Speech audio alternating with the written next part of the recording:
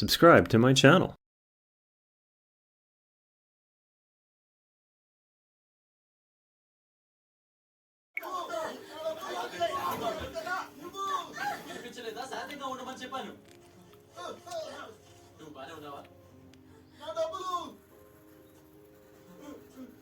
ఇదసలేం బాలేదు.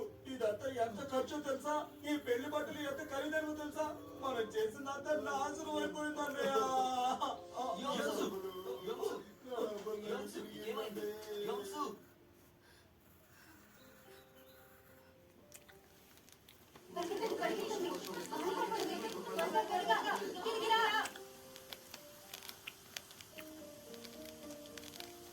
నేను నీకు చెప్పాను కదా, ఈ వర్షం నాకు ఎప్పుడు దురదృష్టమే తీసుకొస్తుంది.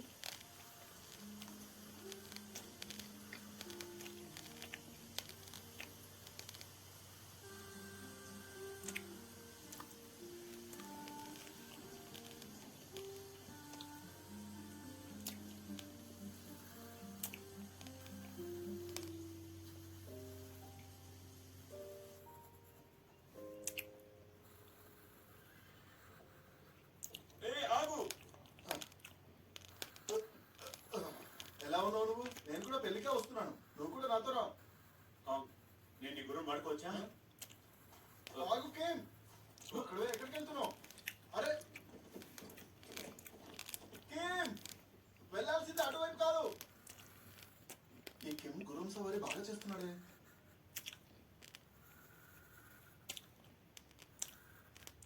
బాగా కంగారు పడ్డట్టున్నాడు. త్వరలోనే స్పృహలోకి వస్తాడు. ఏంటి, నేను ఒక్కటే ఆశ్చర్యపోయానా?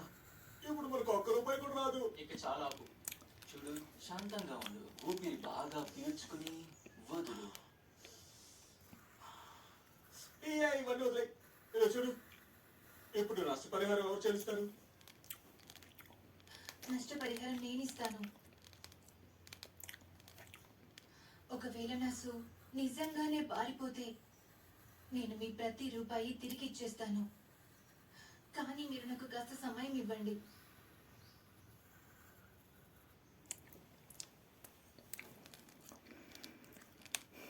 ఎవరైనా ఉన్నారా? అరే లోపల ఎవరైనా ఉన్నారా? అది ఈరోజు మధ్యాహ్నం కిమ్ కొడుకు పెళ్లి జరుగుతుందని నేను విన్నాను. విచిత్రంగా ఉంది. పెళ్లి మండపం దగ్గర ఒక అతిథి కూడా కనిపించడం లేదు. కిమ్ ఇంకా ఇక్కడికి రాలేదా?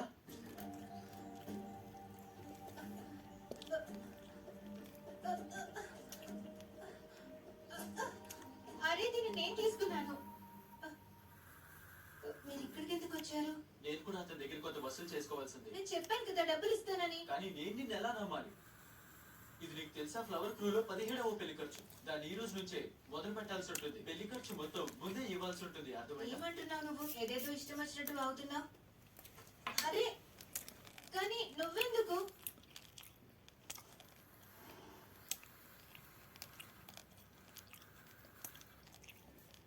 ఏం ఆలోచిస్తున్నావు? నువ్వు నాతో రావట్లేదా?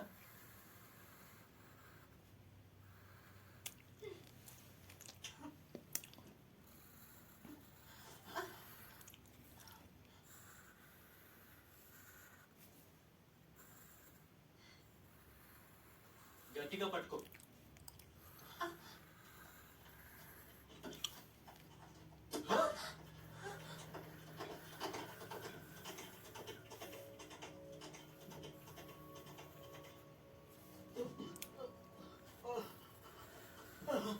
ఎవరు మీరు? ఏం కావాలి మీకు? యువరాజా, మీకు ఇక్కడికి స్వాగతం. నేను మంత్రి మా బోంగ్. నేను మీకు స్వాగతం పలుకుతున్నాను. నేను మీ యువరాజుని కాదు. మీరు ఎక్కడో పొరపాటు పడ్డారు. నా పేరు కిమ్సో. ఇక్కడ దగ్గరలో ఉన్న ఊరిలో కమ్మరిని. నేను యువరాజుని కాదు. దయచేసి నన్ను ఇంటికి వెళ్ళనివ్వండి. దయచేసి నన్ను క్షమించండి, కానీ నేను అలా చేయలేను యువరాజా. నేను మీకు చెప్పాను కదా, మీరు ఏదో పొరపాటు పడ్డారు. నేను యువరాజుని కాను. అక్కడ నాకు మందరు.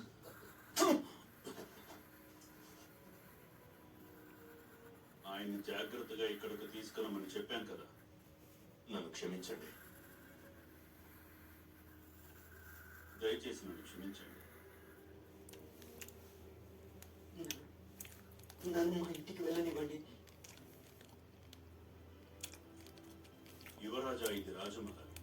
గుర్తుంచుకోండి, ఇక ఇప్పటి నుండి ఇదే మీ ఇల్లు యువరాజా.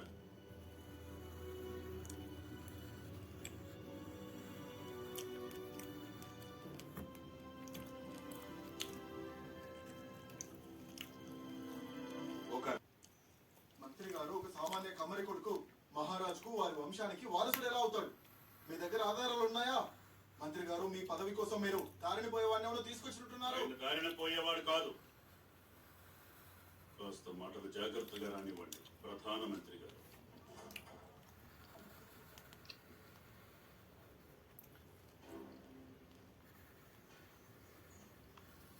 సాక్ష్యం ఇక్కడే ఉంది, దయచేసి తీసుకోండి.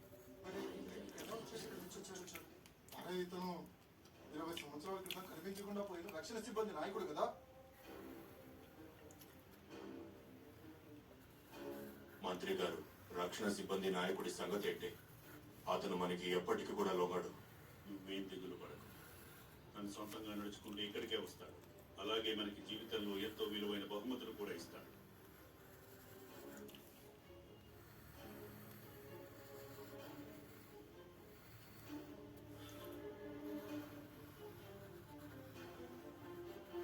షెన్మోన్ సియాంగ్ అనే నేను రాజదర్బార్కి ప్రణామాలు చేస్తున్నాను.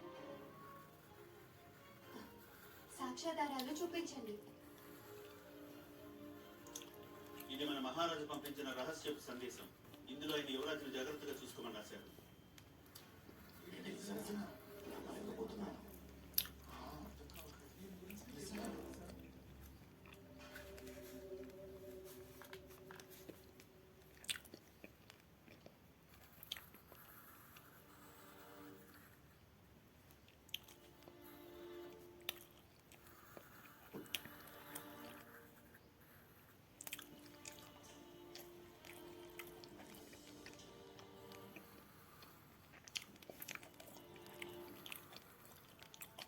కనుక చిన్న చిన్న విషయాలతో ఎలా సంతోషించాలో బాగా తెలుసు.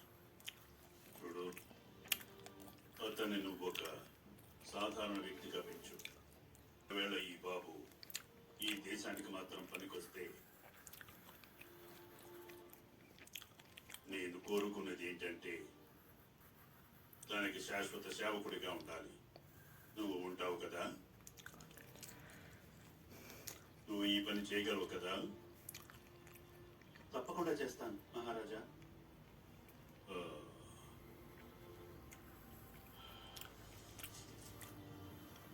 ఎలా అయితే నీళ్లు ప్రవహిస్తాయో ఆ ప్రవహించే నీళ్లలాగే నా కొడుకు కూడా ఎంతో ప్రశాంతంగా ఎదగాలి.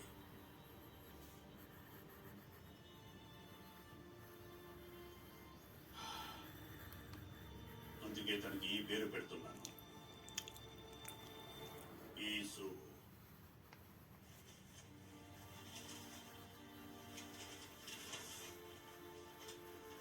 షెన్మోన్ సియాంగ్ అని నేను మహారాజు గారి ఆదేశాన్ని స్వీకరిస్తున్నాను.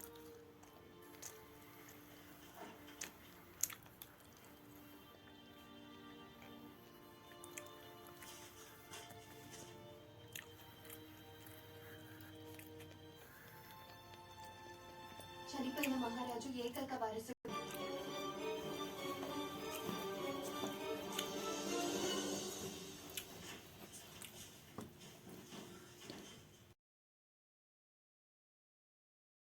Subscribe.